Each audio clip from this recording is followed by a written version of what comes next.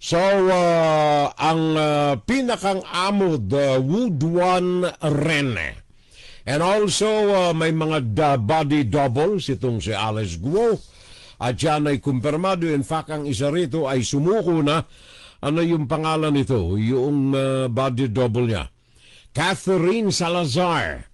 Pumunta na ito sa Kongreso at sa PNP para ipakita ang kanyang sarili. Siya ang isa sa mga body doubles ni Alice Leal Guo. Also, merong Alicel Aqua Farm na kinumpirmahan ng mga investigador existing, although sarado ngayon, doon sa Suwal, sa Pangasinan. Ilalaman ito kung meron tayong mga panahon pa mamaya, ay pauusad din natin itong mga balita na may kaugnayan dito.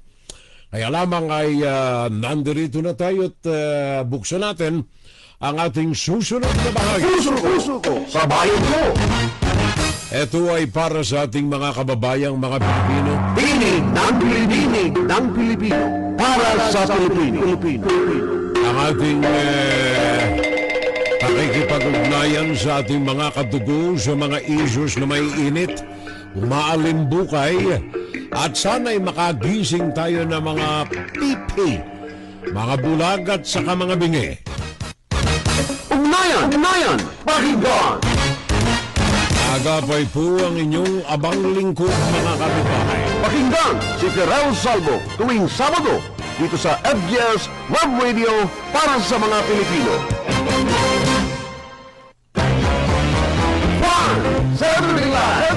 Saturday Live.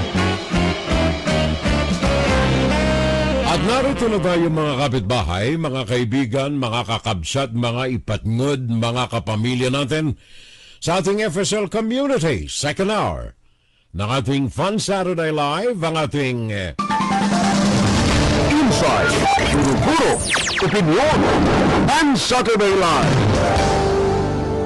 Well, sinadya natin na yung issue ni Alice Leal Guo, ang ating pinakang malapit na balita sa pagtatapos ng unang bahagi at para sa opening ng ating second hour, ang ating insights.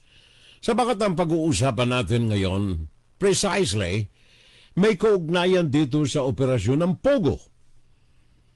Ang issue ng 200 milyon na ginastos ni Alice Leal Guo, Go Huaping, na kung saan ang pamunuan nito ay nagtuturo dito sa kanilang big boss na si Woodwan Rene, na pinanggagalingan ng funding nitong travels ni Alice Leal Guo to the extent of providing a yachts.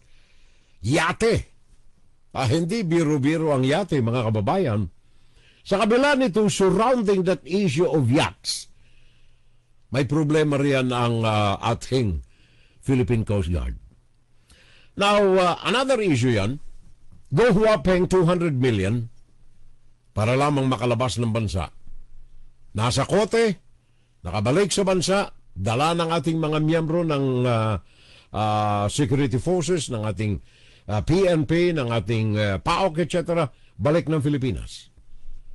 Harap siya sa Kongreso. Harap siya sa Senado. Nais niya ng way out, hindi tumitigil. Napakinggan ninyo si Panfilo Lacson, isang kaibigan niya, ang di umano'y nalapitan ni Alice Leal Guo at handang magbayad ng 1 bilyon. Maibasura lamang ang kanyang kaso to the extent of meeting the first family, Malacanang. At hindi lamang yan, yung kanyang kakutsaba roon, on the other side of the fence, one compound, one community, Pogo community,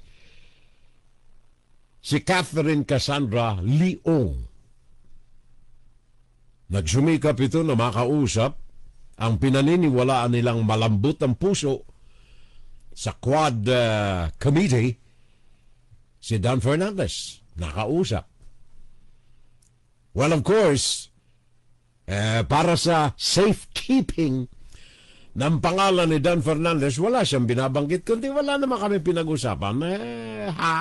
Hello lang, hi, hello. Pwede ba yun? Pwede ba yun? So, sa kasong ito ng ating mga dalaga, Alice Leal Guo, Catherine Cassandra Leong, Sheila Guo, at saka maraming iba pa, kawawa nga yung mga Pilipinong na nasangkot riyan eh. Maliwanag naman sa aking pananaw sa mga hearings na mga ito'y ginamit lamang. Ginamit ng sindikato ng Philippine Offshore Gaming Operators, POGO. Now, ito pong umiikot na pera ngayon riyan ay bilyon-bilyon. Mind you, ladies and gentlemen, bilyon-bilyon ang umiikot na pera riyan. Now, ang question natin, nakita na natin yung cycle nitong POGO way back many years ago. At kung tutunghayan natin, nabanggit ko na ito sa mga previous broadcasts natin, ito'y namayagpag sa Pilipinas, umusbong ipinanganak sa Pilipinas sa panahon ni Rodrigo Duterte.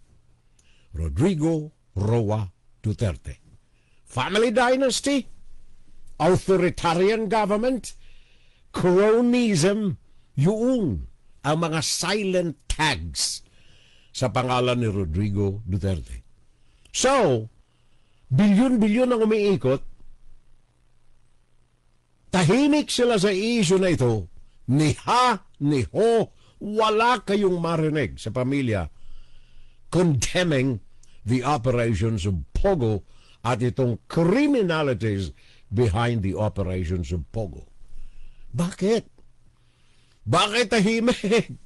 Bakit walang mabanggit itong pamilya ng mga Rodrigo Duterte, ni isa sa kanila, Polong Duterte, Baste Duterte, especially Sara Duterte, a national official of the government of the Republic of the Philippines. Isantabi natin ang issue nito ng pamilya ng mga Duterte. Isantabi rin muna natin ang issue ng POGO. Kunin natin itong issue ng Chinese Communist Party. Kunin natin ang issue ng government of the Chinese Communist Party, the Politburo. Sapagat may ugnay ito maliwanag sa nangyayari diyan sa Pilipinas. Ang China po, mga kababayan ko, even dito sa Amerika, ito ay nasa front page news dito sa Amerika. Time Magazine, Washington Post, etc., etc., etc. Yung pagkakahuli na mga spy ng China dito sa Amerika. To the extent na mismo sa amin dito sa bakura namin ng New York, executive assistant ng government government system ng Amerika, the estado ng New York, katabi, kaalalay, kasamang lagi ng gobernador namin dito, spy ng China. Well, ito po ay galamay ng China, hindi lamang dito sa Amerika, everywhere, especially those countries na targeted nila. Diyan sa Asia, for example, Australia, Taiwan, and Philippines. So itong government of China ay mahigpit na pinalalaga na bilyon din ang finances nito sa kanilang spying sa magitan ng Ministry of State Security or MSS at sa magitan ng Ministry of Public Security, MPS.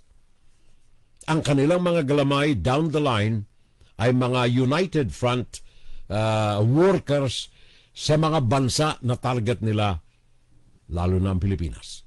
Let us confine our argument, ang issue natin, diyan lamang sa Pilipinas. Sa magitan ng People's Liberation Army ng China, nakabakod sila sa karagatan ng West Philippine Sea.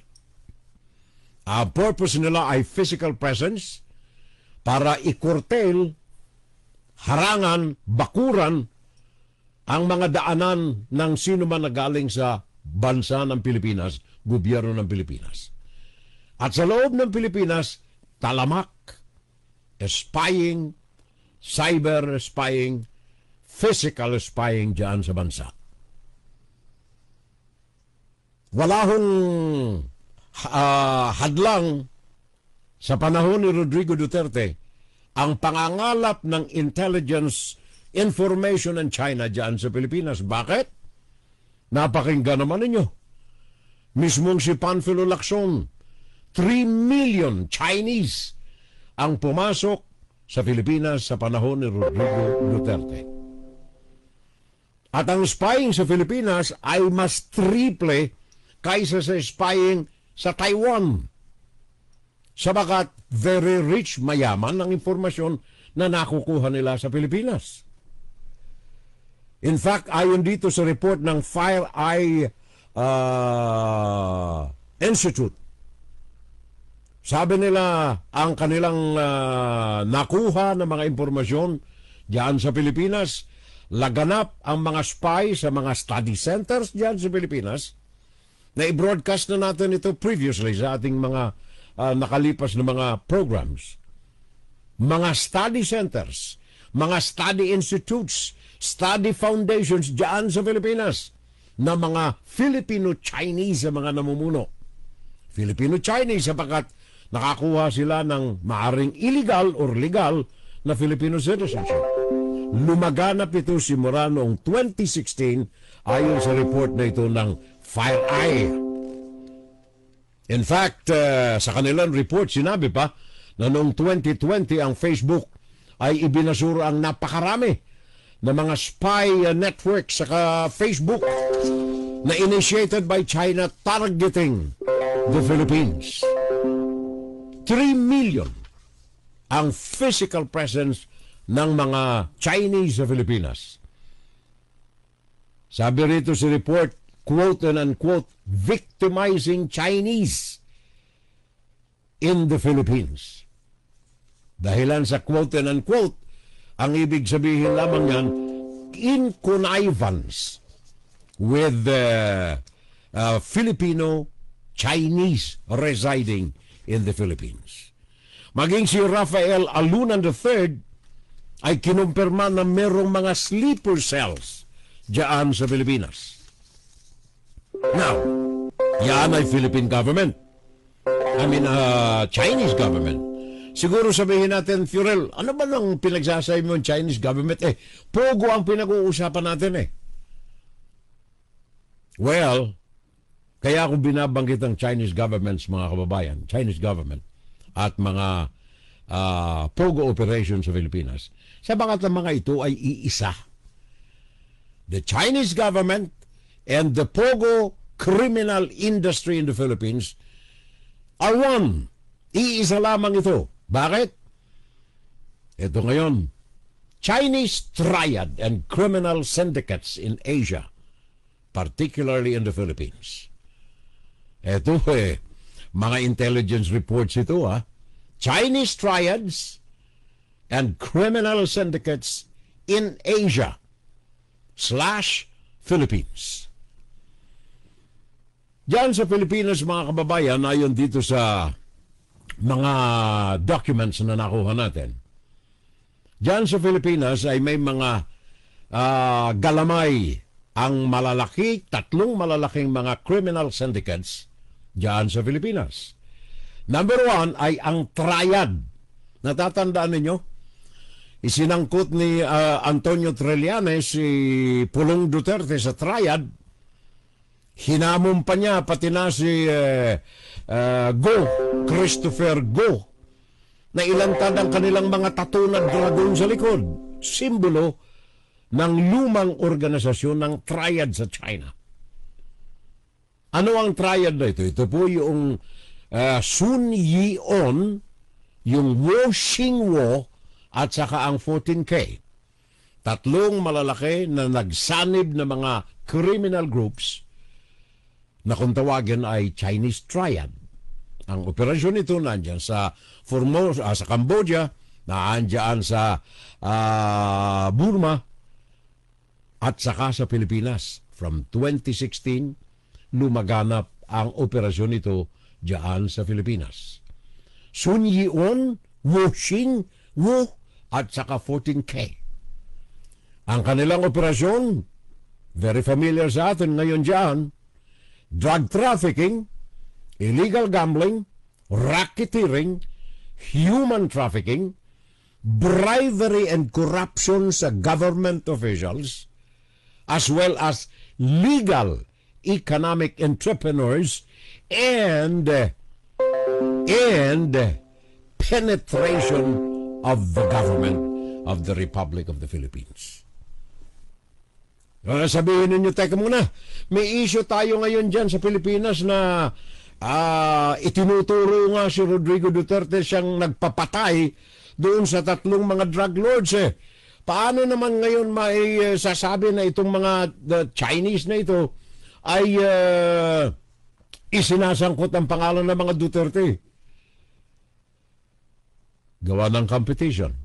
Maging yung mga mafioso namin dito sa Amerika nung araw, pinapapatay nila ang kanilang kalaban. Ganon yun Pinapapatay ang kalaban para walang competition, and that is true sa operasyon ng criminal elements diyan sa Pilipinas. Babalikan natin ang isyong yan maya-maya ng konti. So, triad ang namumukadkad diyan sa Pilipinas. Ang triad, pinamumunuan ito ng 14K, at ang pinuno nito ay walang iba kundi si Juan Kwok Huy. Juan Kwok Huy. Kung hindi ko nabibigkas na maayos yung mga pangalan nila, bahala na kayo. Binibigkas ko lang ito ayon sa spelling. Ang kanyang palayaw ay broken tooth. Sa bakit sira ang ngipin nito. Siya ang pinuno ng 14K at siya ang nagpapalakad ng triad. Ito yung 3 organisasyong kriminal. Sun Yee-ung, Wu Xingwu at saka 14K.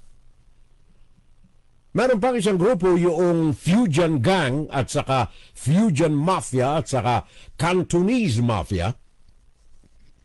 Baka ito yung mga miyembro ng 3 pinatay. Mga kakompetensya ng Chinese Triad. Saan ang operasyon ito dyan sa Pilipinas, bayan ko? Dito sa mga intelligence reports na nakukuha natin, ang kanilang mga operasyon nandiyan sa mga kasino. Sa mga kasino, at sila ang namumuno ngayon sa mga illegal na operasyon ng pogo diyan sa bansa. Nataka muna, ano naman ang koneksyon nitong mga triad na ito diyan sa sinabi natin kaninang Chinese government, Ministry of State and Security? Ano naman ang koneksyon nito doon sa spying? Well, nabanggit po natin yan sapagat ito pong pinuno na ito mismo ng triad, si Wang Kwok-huy, ay miyembro mismo ng Politburo ng China. Ito ay miyembro ng Communist Party of China, CCP, at miyembro ng Chinese People's Political Consultative Conference. Sa madalit sabi, ang operasyon na ito ng Pogo, kahit na sinasabi ng Chinese government na, buti naman, naasakotin ninyo ang mga Pogo operasyon dyan sa Pilipinas. Ano ang sabi ng isang Chinese professor na nag-lecture sa Beijing University? Ang Chinese government nagsasalita ng ganito pero ang ginagawa sa likod iba. Sa madaling sabi, walang katotohanan, fake yung pagpasalamat ng Chinese government sa Pilipinas na nasakuti ang mga Pogo sapagkat sila ay kakutsaba ng operasyon ng Pogo diyan sa Pilipinas. Mismo ang leader ng 14K ay miyembro ng Communist Party of China, leader ng triad na may operasyon diyan sa Pilipinas. In fact, itong pagsasama na ito ng dalawa, ang China ginagamit ang mga illegal operations, ang mga leaders ng mga illegal operations, na hawak nila sa leeg. Kaya nga ba't ang kanilang leader ay miyembro ng Chinese Communist Party? Hawak ng gobyerno ng China ang mga criminal elements nito sa ibang bansa sa magitan ng coercion, intimidation ng Chinese government sa mga criminal elements. Sabagat hantad sa taong bayan na anti-criminal elements, anti-gang ang gobyerno ng China. But in reality, pinagkukunan nila ito ng spying, pinagkukunan nila ng pera, at tunay na galamay nila sa labas ng bansa ng China. In fact, diyan sa Pilipinas, bayan ko, pakinggan ninyo, merong ilang mga Chinese companies diyan sa Pilipinas, ayon dito sa intelligence report na nakuha natin, at ito ay kumpirmado ng ating Philippine Armed Forces, may mga kumpanya riyan sa Pilipinas na nagre-recruit ng mga active at mga retired members ng Philippine military upang makipagtulungan sa Chinese Communist Party sa kanilang spying diyan sa Pilipinas. Lalo't na natuklasan na ang koneksyon ng pogo sa criminal elements diyan sa bansa. Kumpirmado ito. Ayon dito sa report na tinanggap natin ng Philippine Information Department, Cybersecurity, mismong Undersecretary Jeffrey Ian D. ang kinumpirma ang bagay na ito. May mga kumpanya riyan sa Pilipinas, pag-aari ng Chinoy, ng Filipino-Chinese, na nagre-recruit in the guise of employing online analysts. Online analysts. Ang target nila mga current military officials and retired military officials.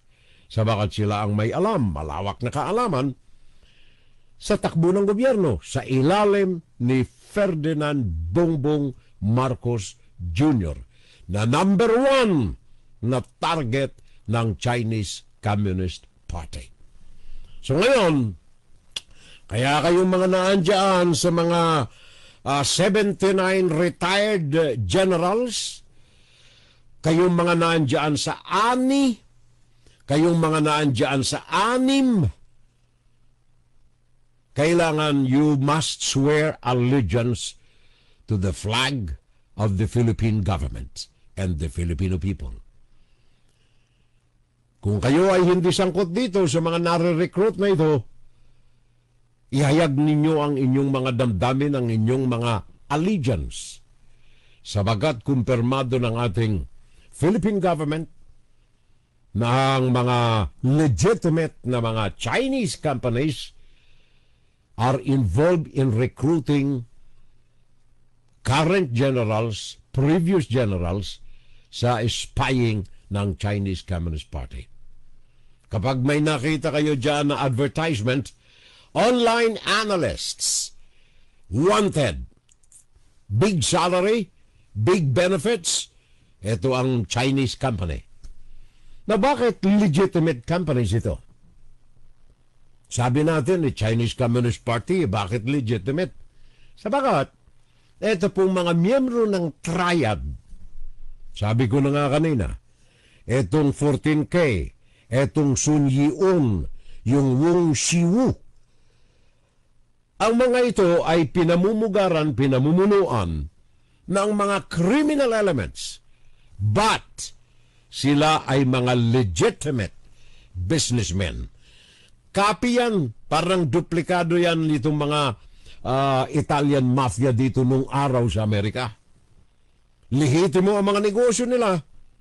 Pero sa likod nito ay may mga criminal activities silang ginagawa. At yun ang ginagawa diyan sa Pilipinas sa pamamagitan ng mga pogo, sa pamamagitan ng mga casinos diyan sa Pilipinas. Pinaabot lamang natin yan mga kababayan ng ating Department of National Defense at ang intelligence sectors ng ating gobyerno riyan sa Pilipinas ay alam ito pong ginagawa na ito ng mga legitimate business enterprises sa Pilipinas na ginagamit ng Chinese Communist Party for spying. At ang main source ng spying ng China, ito pong mga Pogo. Pogo. Ano ang pinagkakakita ang malaki ng mga Pogo na ito operasyon sa Pilipinas? Alam na natin, criminal activities, marami, iba't iba. And then of course, namayagpag ang mga ito sa panahon ni Rodrigo Duterte. Ano sabi ni Rodrigo Duterte noong araw? Malaki ang kikitain natin dito sa Pogo. Maganda ito, nakapaghatid ng maraming pera sa gobyerno. Kasama ba ang Pogo sa mga EJK, extrajudicial killings? Well, illegal drug trade ang isa sa mga ginagamit ng Pogo sa kanilang mga operasyon. So, alam na natin ang koneksyon ng gobyerno sa mga criminal syndicates. Alam natin kung sino mga namumuno. Ngayon sabi ko kanina, bakit nananahimik ang mga Duterte sa issue na ito? Ni hani ho, wala kayong marinig. Sa issue ng Pogo, sa issue ng Triad, sa issue ng China, parang multo ito. Parang multo sa pandinig, sa pananaw ng pamilya ng mga Duterte. Kaya tahimik. Wala kayong marinig ni Hani ho. Sabi nga, deafening silence. Nakabibinging katahimikan sa mga issue na ito ng Pogo, ng China, ng Triad, crime syndicates, ang pamilya ng Duterte. Now, tingnan natin localize ang ating pananaw. Gawin na, himay-himayin natin yung local, okay? Babanggit tayo ng mga pangalan, mga kababayan ko. Tingnan natin, siguro ito ang dahilan kung bakit nananahimik ang mga Duterte. Baka ito ang dahilan Tingnan natin maigi.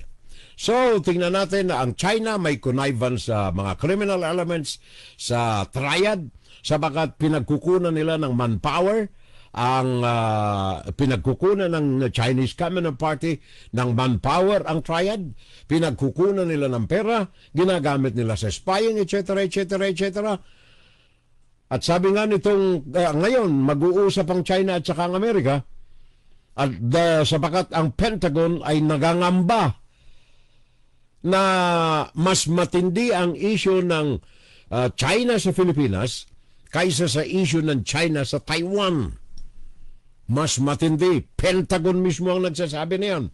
In fact, meron silang nakaschedule na usapan on the defense level, China at saka ng Washington, pag-usapan ng issue ng Pilipinas.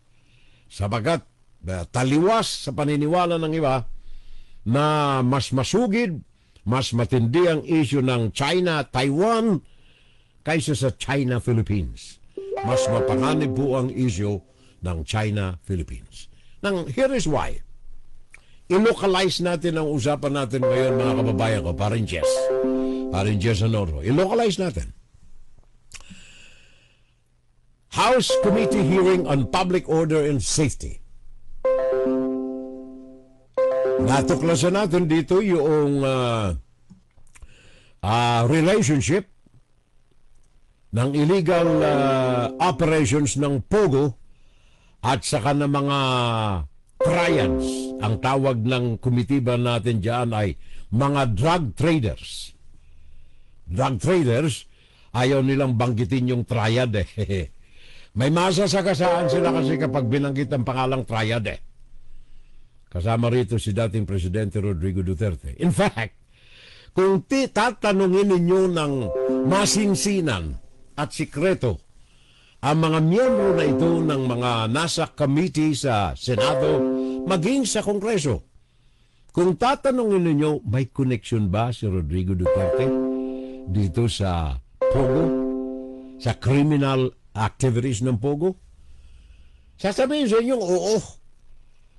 The link between Pogo, Rodrigo Duterte, and the criminal elements. Establisado na ito. So balikan natin itong sabi ko sa inyo, i-localize natin.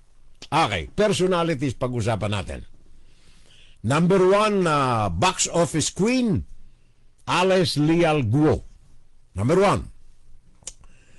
Issue, Bambantarlak, Pogo, etc. etc. Ang dami, alam na ninyo yan. Mga nabulatlat sa issue ni Alice Guo, mga bank accounts nito. Meron siyang 36 na bank accounts, 36 bank accounts. Nagkakahalaga ng mahigit sa 30 billion, 30 bilyones diyan sa 36 na bank accounts. 30 bilyon ang laman ng mga bank accounts na ito, Alice Leal Guo.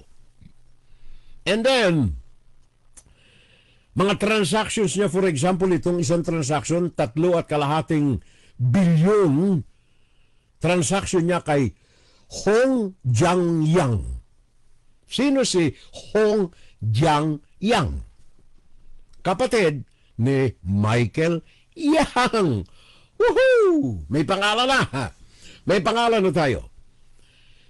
Merong inisyong cheque si Alice Leal Guo na naka-address kay Hong Jiangyang, 3.5 bilyong piso.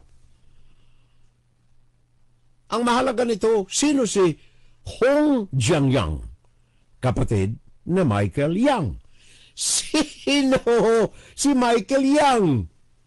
Oh, by the way, ito pong si Hong Jiangyang ay isa sa mga utak, brains, ng Pogo Hub diyan sa Bambantarlak. Tingnan nyo maigi, ha? Hong Jiangyang, kapatid ni Michael Yang, isa sa mga utak ng operasyon ng Pogo diyan sa Bambantarlak. Underline pangalan natin, Michael Yang. Michael Yang. Sino si Michael Yang? Michael Yang, kaibigang matalik ni Rodrigo Roa Duterte. Ever since na siya ay pumasok sa politika, naging alkalde ng Davao City for a long period of time. At namayagpag siya ng maging presidente, si Rodrigo Duterte. Nag-alay siya ng donation sa kampanya. And of course, naging economic advisor ni Rodrigo Duterte. Nagbunga ang kanilang relasyon. Michael Yang. Sino si Michael Yang pa? Aside from being economic advisor ni dating Presidente Rodrigo Duterte.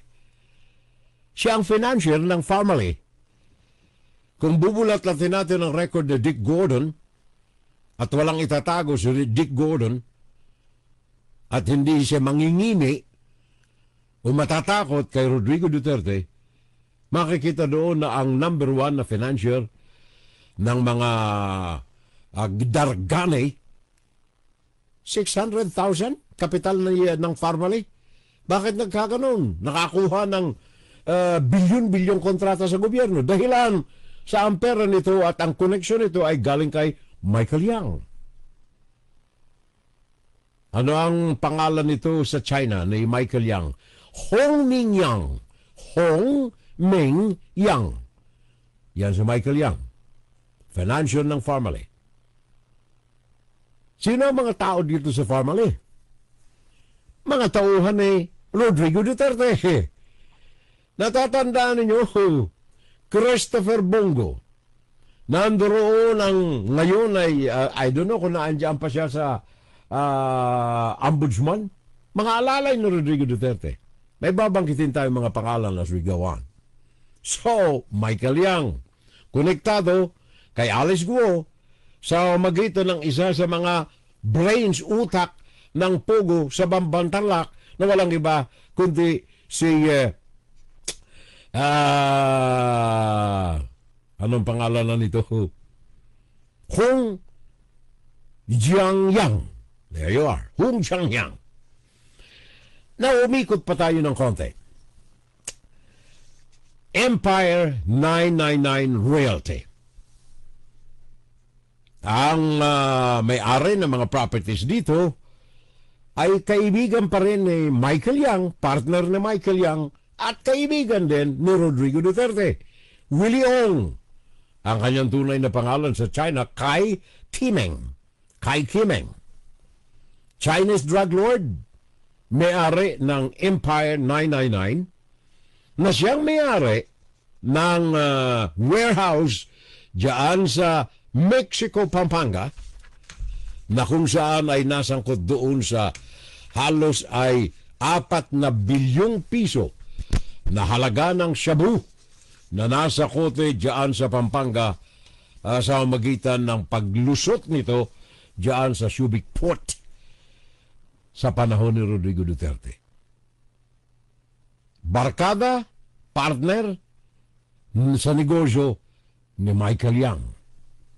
Si Michael Yang, incorporator ito, hindi lamang barkada, kundi partner, incorporator doon sa kumpanya ni Willie Ong na Empire 999. So nakakita ninyo ang koneksyon. Kaya sabi ko kanina, bakit tahimik ang mga Duterte? Sabagat kung sila'y dumaw daw, baka masilaban sila ng apoy na ngayon ay naglalagablab dito sa mga pangalan na ito. Properties acquired ng 999, Willie Ong, Michael Yang, diyan sa Pampanga. Na in fact, nasabit dito ang pangalan ng naging alkalde riyan sa Mexico, si Teddy Tumang, kung natatandaan ninyo. At saka si Punsalan ba yun? Di ko maalala, sa San Simon, Pampanga. Nasangkot ang mga pangalan nila dahilan sa mga hocus-pocus na pagbili ng mga pure-blooded Chinese na ito. Willie Ong, Michael Yang, paano makabibili ng mga property, real estate property ito? Mga pure-blooded yan. Kung hindi sila gagamit ng mga pangalan ng mga tunay na mga Pilipino. At ang mga itong proseso na ito na mayagpag sa panahon ni Rodrigo Duterte. Properties acquired illegally in connivance with local government units, local government officials. Talamak yan. Panahon ni Rodrigo Duterte. At ang isa pang partner ni Michael Yang, partner nila ni Willie Ong, si I.D. Yang. I.D. Yang. I don't know kung anong relasyon ito kay Michael Yang, pero magkakasama sila, mga incorporator sila diyan sa 999, Empire 999. Hindi ito muna yung Lucky Hindi ito yung Lucky 99, Lucky South hindi ito, iba pa. Pag-uusapan natin. Ang isa pa sa mga incorporators nito ng Empire 999. Liban doon sa economic advisor ni Rodrigo Duterte ay ang kanyang alalay si Lincoln Ong. Natatanda ninyo yung pangalan ni Lincoln Ong? Ginawa itong isang ehekutibo sa PSDBM. Lincoln Ong, close friend, close ally ni Christopher Bongo. Lincoln Ong. Isa ito sa mga incorporators ng kumpanya ni Michael Yang at saka ni Willie Ong. Magkakasama sila. Anong koneksyon ng mga ito sa Malacanang at the time? Very close allies ni Rodrigo Duterte. Isa rin ito sa mga incorporators ng Empire 999 at isa rin ito sa mga nagbigay ng bilyong-bilyong pera sa Farmally na ang kapitalisasyon questionable. Kalahating milyong piso lamang ang operating capitalization ng Farmally. Sabagat dahilan kay Lincoln Ong na pinuno ng PSDBM, sa ilalim ni Mr. Rodrigo Roa Duterte, nabigyan. Kaya nga ba't nang gagalait si Duterte nang iniimbestigahan ni Dick Gordon ang Farmally. Inutusan niya ang lahat ng cabinet members huwag pumunta sa hearing ni Dick Gordon. Binastos niya personal si Dick Gordon, sinabi niyang mataba, etc. etc. Naglalaway kung ano-ano. At minura niya ang COA sapagat iniimbestigahan ng Farmally na kung saan si Lincoln Ong at saka si Michael Yang ay direktong involved sa mga ito. And then, meron pa. Ito yung mga properties ng mga nabibili ito riyan. And remember, sabi ko kanina, etong mga Chinese na ito dyan sa Pilipinas, yung mga Chinoy, Chinese Filipinos, yung mga nakakuha na ng legal na personality ng Pilipino sa Pilipinas, may mga negosyo itong legal. At ito ang kinakapitan itong mga Chinese na ito na mga miyembro ng mga triad, mga criminal elements.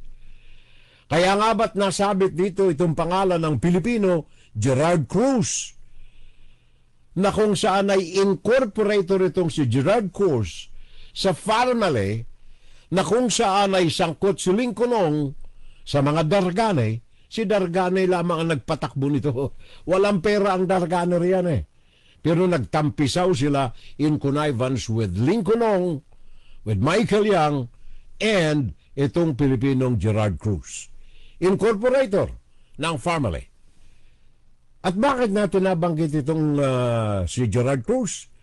Sapagat siya ay may kapital na inilagak din sa Brick Hearts Technology, na kung saan ay support provider ng Yunwei Technologies, na sangkot sa illegal drugs, Pogo, diyan sa Pilipinas, na kung saan ay sangkot naman itong si Alan Lim, na partner ni Michael Yang. Nakita ninyo ang koneksyon ng mga ito? At itong si Gerard Cruz, kakilala pa rin ito ni Mr. Rodrigo Roa Duterte. Kita ninyo ang koneksyon? Now, hindi lamang yan. Naalala ninyo ano ba? Naalala ko lamang bigla. May yung anak nitong si Yang Hua Huang ay inimbitahan na rin ito sa, I think, Kongreso o Senado. Naalala ninyo yung pangalan niya, Henry Bigay? Henry Bigay, Filipino name. Pero ito'y anak ni Yang Hua Huang. Si Henry Bigay ay namumuno, sabi niya, para itong si Alice Gore, you remember? Your Honor, hindi ko po matanda na ako pala ang presidente. Sa mga itong si Yang Hua Huang na ito, anak nitong si Henry Bigay, ang tunay na tatay nito ay si Yang Hua Huang, na may-ari ng Yatay International.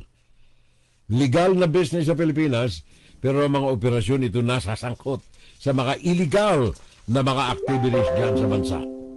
And then, itong si Henry Bigay, parang si Alice Leal Guo, at saka parang si Sheila Guo, na ang kanilang legal documents na mga Filipino identities ay nakuha nila sa PSA ng illegal ang mga dokumentong ginamit. Kaya bogus ang pagiging Pilipino. So ang mga ito, mga kababayan, kung nagkakakonect ito, so tingnan natin maigi, ilan na ang mga nabanggit natin na konektado dito sa Malacanang. Alice Leal Guo, ang tunay na pangalan ay Gu Huapeng. Isa sa mga leading lady ng Pogo and then criminal activity sa bansa. And then Catherine Cassandra Leong, incorporator, representative ng Lucky South 99. Okay, dito tayo naman.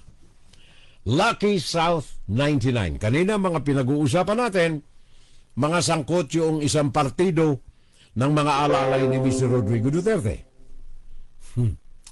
Nandiyan si Michael Yang, nandiyan si anong tawag niya, si Christopher Lo, Lincoln Ong, nandiyan si Christopher Bongo, nandiyan si Gerard Cruz, nandiyan si ang dami na binanggit natin kanina. Ngayon dito tayo naman sa istorya naman ni Catherine Cassandra Leong, incorporator ng South 99, Lucky South 99. Kasama itong tumakas ni na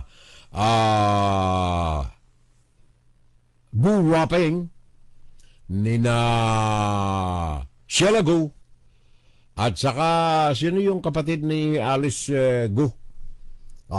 Wesley Go. Kasamang tumakas nila, nandoon sila, sumakay ng yate, sumakay ng barko, luxury ship, and then sumakay uli ng bangkang maliit, nandoon na sila Malaysia, punta ng Singapore, dami nilang pinuntahan. Magkakasama sila. Kasama si Catherine Cassandra Leong. Incorporator, hining susay, may perang inilagak, at kinatawa ng Lucky South 99. Ngayon, sino naman ang government official na alalay nito? Harry Roque. Sino si Harry Roque? Alalay ni Rodrigo Duterte. Spokesman 2 times ni Rodrigo Duterte at legal advisor ni Rodrigo Duterte. At legal advisor ng Lucky South 99 na kung saan kilala, identified na ito ay Pogo operation ng criminal element. In fact, to rehash, natagpuan pa yung 2 Chino doon sa kanyang bahay sa Mountain Province. And then, sabi ko na nga kanina, nabanggit natin yung si Wu Duanren.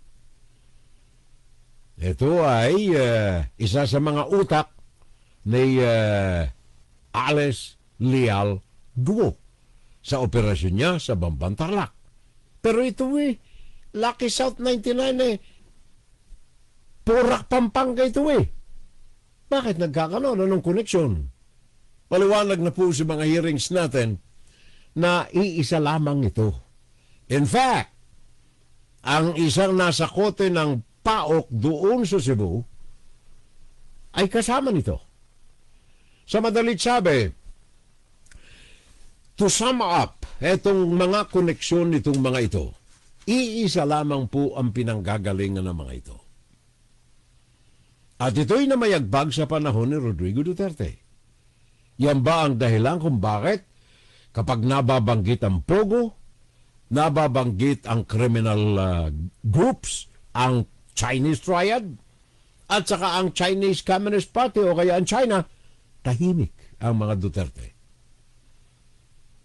Siguro it is time for the government, sa kasalukuyang gobyerno ni Bongbong Marcos, whether we accept his government or not, it is the responsibility of whoever is in the government na suyurin itong mga bagay na ito, including the recruitment of generals ng mga legitimate businesses sa Pilipinas. Hindi natin tinatarget ang mga Chinese sa Pilipinas, sabagat marami sa China, kagaya ng mga napapakinggan ninyo sa mga balita natin dito, marami na mga Chinese sa kanilang mainland China ang naghihirap dahilan sa gobyerno ng Chinese Communist Party. So estapuera natin sila, hindi natin sila kaaway at hindi natin sila dinuduhagi. Kasama natin sila sa mga damdamin nila.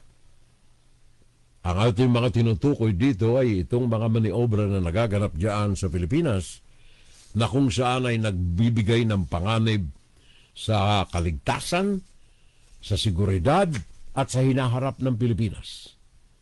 Billion of dollars ang kinakapital ng Chinese Communist Party upang wasakin ng Pilipinas.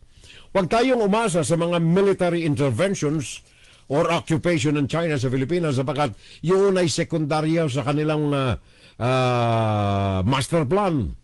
Ang kanila ay economic occupation at economic sabotage. Sasabotahe ang ekonomiya kagaya ng ginagawa ngayon ng mga criminal elements diyan sa bansa. Yun ang maniobra ng Chinese Communist Party in connivance with criminal elements diyan sa bansa, Ministry of State Security, Ministry of Public Security, United Front Workers diyan sa Pilipinas, mga associations, mga organizations, front organizations na kinakasangkapan nila diyan sa Pilipinas. And most especially, ang paggamit nila ng criminal elements, ang mga triad diyan sa Pilipinas, kaya namamayagpag. At sabi ko na nga kanina, if I may add, isa sa mga style nitong Chinese government ay ang pagpasok nila. Asa na ba yun? Isa sa mga operations ng Chinese government ay ang pagpasok, infiltration ng gobyerno mismo. Partikular ang Pilipinas ang pinag-uusapan natin. Kaya no wonder na meron tayong Alice Leal Guo na nasa gobyerno. Saan ba yung aking, meron tayo ritong kung bakit ginamit nila si Alice Leal Guo. Ito. Okay. Bakit ang mga kagaya ni Alice Leal Guo at saka ni Cassandra Leong ang kanilang mga ginagamit ng criminal elements in connivance with the Chinese Communist Party, bakit ang mga kagaya ni Alice Leal Guo at ni Cassandra Leong nakikita naman ninyo? Bakit ang ganitong mga dalaga ang ginagamit ng mga grupo na ito? Sabihin na natin ng criminal element. Huwag na yung Chinese government. Pero yun ang programa ng Chinese government. By the way, bakit? Ito po ang mga findings na nakuha natin. Base kung bakit, kung napapansin niyo, bagaman sinabi ni Alice Leal Guo, hindi po, home study lang po ako, Your Honor. Sabi naman ni Cassandra Leong, marami po akong eskwelahan na pinasukan pero hindi po ako nakatapos. Drop out po ako. Pero tingnan ninyo, sabi nga ni sino yung representative ng Manila? Ito, drop out lang ito si Cassandra Leong, drop out lang. Pero pinaiikot tayo rito sa Kongreso, mga congressmen ng mga ito, pinaiikot. Bakit? Masyadong wise. Bakit? Yun ang indoctrination, yun ang training nila. Ito ang findings natin. Bakit si Alice Leal Guo at ang mga katulad nito? Most appropriate because their language skills and partial connection to the Philippine government. Partial connection to the Philippine government and language skill. Kung mapupunan ninyo dito lamang sa dalawa na mga pangunahing karakter sa operasyon ng Pogo sa bansa. Kung magsalita sila, napaka mayumi, napaka magalang, fluent in Tagalog. Kung ang demeanor nilang titingnan, nakakaawa na lalo na si Cassandra Leong. Kaya narahuyo si Dan Fernandez. Ano nga bang pinag-usapan ninyo, Dan at saka ni Cassandra Leong? Pwede ba namin malaman?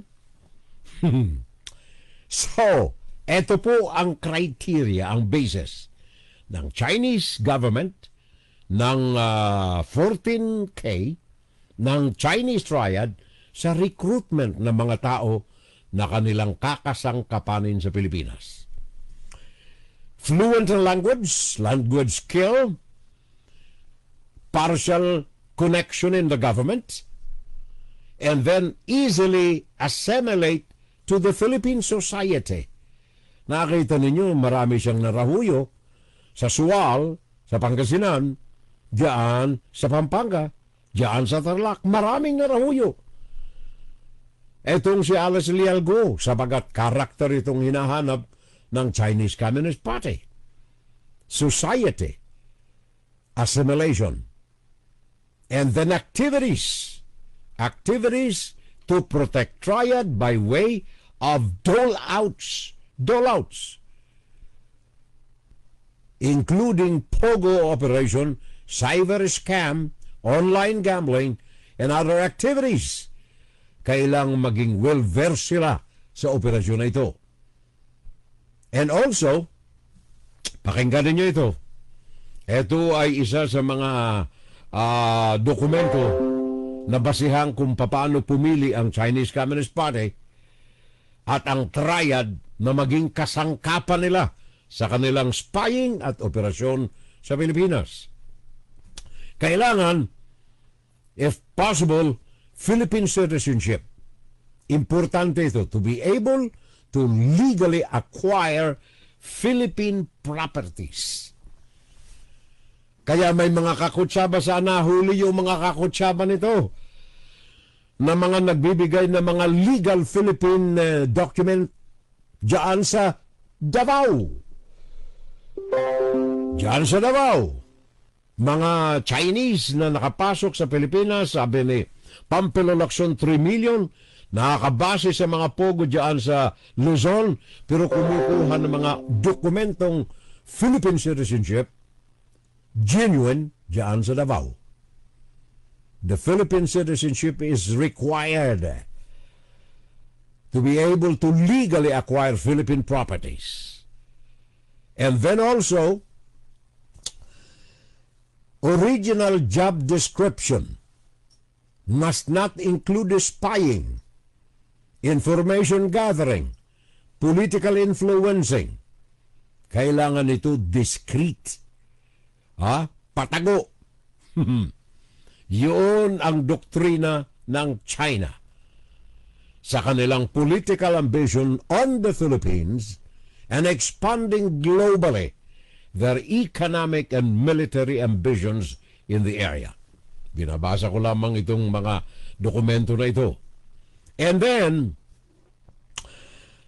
the creation of Chinese Triad, ito yung mga criminal elements, is for the purpose of legally fronting for their corporations, businesses, and assets. Kumbaga ito, ang Triad is the criminal arm of the Chinese Communist Party. Yan ay nasa Pilipinas, mga kababayan ko. Madami pa ako ritong mga bagay na gusto sanang pag-usapan natin. Kaya lamang ala na tayong oras. So, sana ay maunawaan ng ating mga kababayan ang panganib na kinakaharap natin riyan.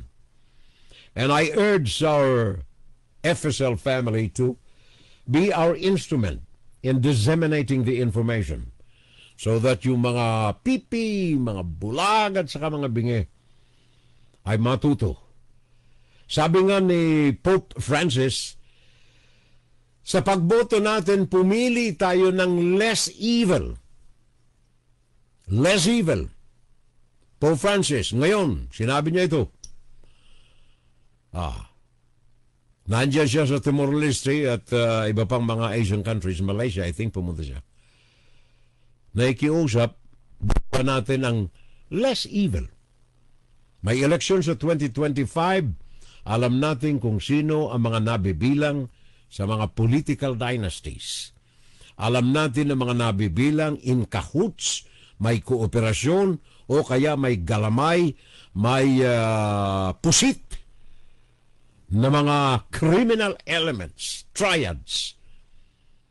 Sana ay magising tayong iwasan natin na makalukluk tayo ng mga bobo at mga tanga at mga miyembro na mga cronies, na mga families, ng mga politicians at ng mga galamay, pusit ng criminal elements, triads dyan sa Pilipinas.